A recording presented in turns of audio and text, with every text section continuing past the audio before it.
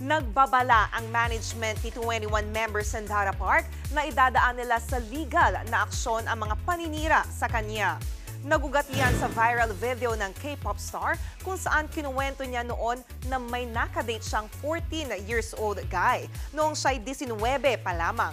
Chika ni Dara, nagpanggap siyang 16 years old para sa guy. Sinabi naman ng K-pop star na bata at inosente pa siya that time.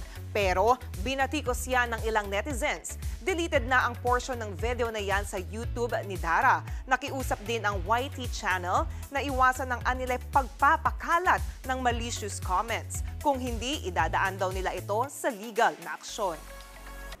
Mga kapatid, Jania Lipon po, laging maging updated sa latest sa entertainment and lifestyle para maging una sa balitaan. Bisitahin at mag-subscribe na sa social media pages ng News 5.